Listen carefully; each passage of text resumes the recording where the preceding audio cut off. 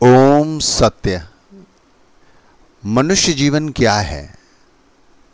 आमतौर पर शरीर ही हमारे लिए सब कुछ है, क्योंकि हम शरीर को ही सत्य समझते हैं। और शरीर के साथ जो संबंध जुड़े हुए हैं, जो रिश्ते नाते हमने पाल रखे हैं, उन्हीं के साथ हमें समझते हैं कि जो कुछ हो रहा है यही जीवन का मुख्य उद्देश्य है, और इनको ही पूरा करने में हम लगे रहते हैं। लेकिन सच्चाई शरीर नहीं, आत्मा है। क्योंकि आत्मा उस परमात्मा का अंश है जो सतनाम सचखंड से चली हुई है और इस शरीर में आके रुकी हुई है। यानी हमारी आत्मा को इस शरीर रूपी वस्त्र मिला हुआ है, और हमने आत्मा को एक तरफ उठा के रखा है। हम आत्मा की चिंता नहीं करते, हम उस परमात्मा की चिंता नहीं करते। जैसे कहा कि आत्मा परमात्मा का अभिन्न अंग है। आत्मा और परमात्मा कभी अलग हो ही नहीं सकते, और हम इन दोनों चीज़ों को नेगलेक्ट करते हैं और शरीर को सत्य समझते हैं, शरीर के साथ जुड़े हुए रिश्तों को सच समझते हैं। इसीलिए हम दुखी होते हैं। आप देखो हमारी दिनचर्या क्या होती है।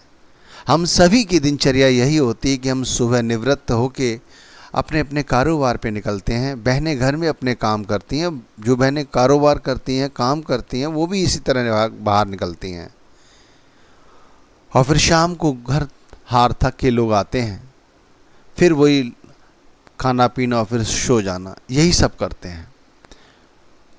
और जो शरीर के कारोबार होते हैं, जो संबंध होते हैं, कहीं कोई फंक्शन है वहाँ चले जाते हैं, कहीं कोई और घटना घटी है वहाँ चले जाते हैं, बच्चों की एजुकेशन, ये सब इन्हीं काम धंधों को हम सारी उम्र करते रहते हैं और दुखी होते हैं। क्या हमें इन काम को नहीं करना चाहिए? क्या इन कामों को छोड़ देना चाहिए? संत महात्मा कभी ये नहीं कहते कि तुम इन काम धंधों को ना करो। इन काम धंधों को तो हमें करना है, क्योंकि हमारा दायित्व बन जाता है। हमें परमात्मा ने भेजा है यहाँ पर। लेकिन आप इस तत्व ज्ञान को समझो कि परमात्मा ने यहाँ आपको क्यों भेजा है। यही जीवन का मुख्य उद्देश्य है। जो लोग जानते हैं कि परमात्मा को यहाँ पर उन्होंने क्यों भेजा है। देखो, शरीर नश्वर है और आत्मा अनश्वर शाश्वत है।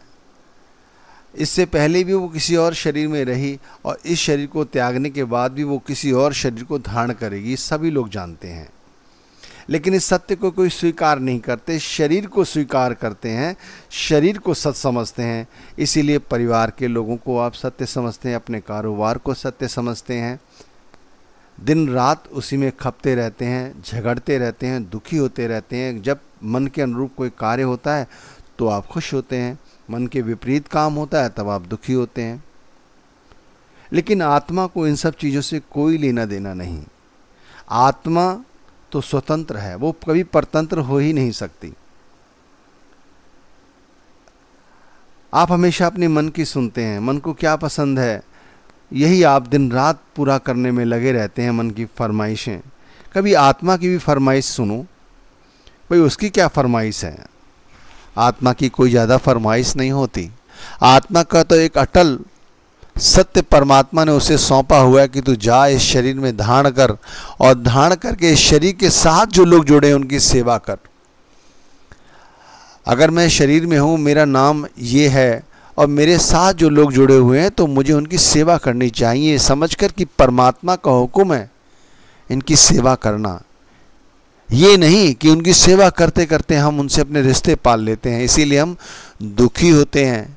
हम उन पे अपना अधिकार समझते हैं, ये गलत है। जिस दिन व्यक्ति समझने लगता है किसी चीज़ पर, तो वो दुख का सबसे बड़ा कारण बन जाता है। आप टेलीविज़न खोल के देखें, न्यूज़पेपर पढ़ते ही हैं आप, कहीं कोई बस कहीं खाई में गिर गई, कई लोगों का एक्सीडेंट हो गया, कुछ लोग छत से गिर गए। आप इसे इस तरफ पढ़ते हैं, इधर सुनते हैं, दूसरी तरफ से निकाल देते हैं। आपके दिमाग पर बिल्कुल भी सिक्कन नहीं आती। क्यों नहीं आती? क्योंकि आपने उनके साथ अपना रिश्ता नहीं जोड़ा है। और इस शरीर के साथ रिश्ता जोड़ा हुआ है, इस शरीर के साथ जो जुड़े हुए लोग हैं उनसे रिश्ता जोड़ा है, तो आप कभी भी इस जीवन के मुख्य उद्देश्य को नहीं समझ सकते। हमेशा ही आप दुखी रहेंगे। और परमात्मा को दोष देने की जरूरत नहीं है। परमात्मा ने तो तुम्हें मनुष्य शरीर दिया है, ये वस्त्र दिया है, किसी को 30 वर्ष के लिए, किसी को 60 वर्ष के लिए, किसी को 80 वर्ष के लिए।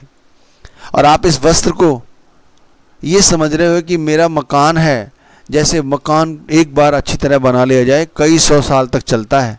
आप सोचते हैं ये शरीर भी इसी तरह चलेगा? बिल्कुल नहीं चलेगा। उम्र के साथ साथ शरीर की हड्डियां झुकने लग जाती हैं, काम करना बंद कर देती हैं, दिमाग तक काम करना बंद कर देता है। और आप चाहते हो सुख प्राप्त करना, जीवन के मुख्य उद्देश्य को समझना।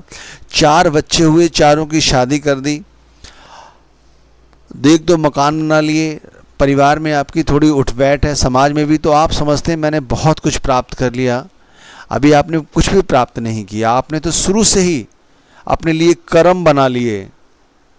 अगर ये आपने ये सोच के किया होता कि मालिक ने मेरे को एक सेवा बख्शी थी और जो मैंने मालिक की सेवा निपटाई है और निपटा रहा हूँ, जो आप काम करते हैं, आपकी दुकान पर 4 लोग और भी काम करते हैं, उनके साथ भी आपका लेना देना है।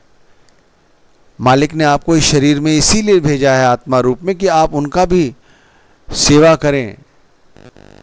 लेकिन आप तो मालिक बने बैठे हैं और मालिक को मालिकता किसी की पसंद नहीं। एक ही मालिक है, वो कुल मालिक जिसने इस संसार बनाया।